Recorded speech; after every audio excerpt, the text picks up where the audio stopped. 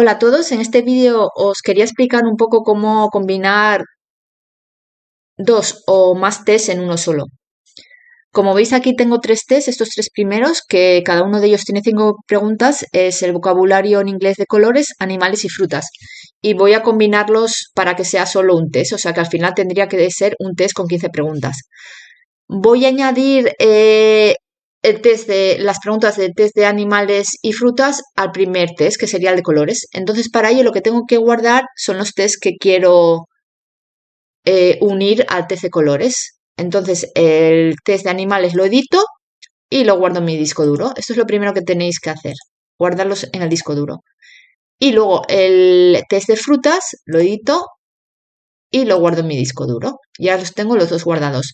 Los test se suelen guardar en vuestra carpeta predeterminada de descargas, ¿vale? Salgo, le digo que sí y edito el primer test, el test de colores, que es al que voy a añadir las preguntas del test de animales y de frutas. Lo edito, aquí le doy al botón abrir test y en vez de abrir doy a añadir y añado el primer test que sería el de animales que guardé antes. Vuelvo a abrir, añadir y añado el test de frutas, que fue el segundo que guardé. Y como veis aquí ya tenemos 15 preguntas. Las 5 primeras son sobre el vocabulario de colores, las 5 siguientes vocabulario en inglés de animales y las 5 últimas el vocabulario en inglés de frutas.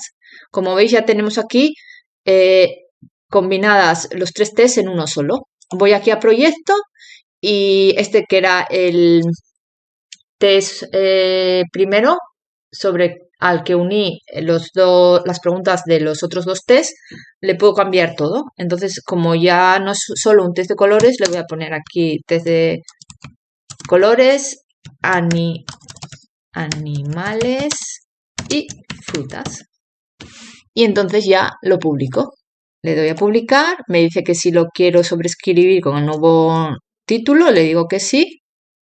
Y cuando ya entro en mi perfil, veo aquí el nuevo test con 15 preguntas. Serían las 5 preguntas de colores, de animales y de frutas.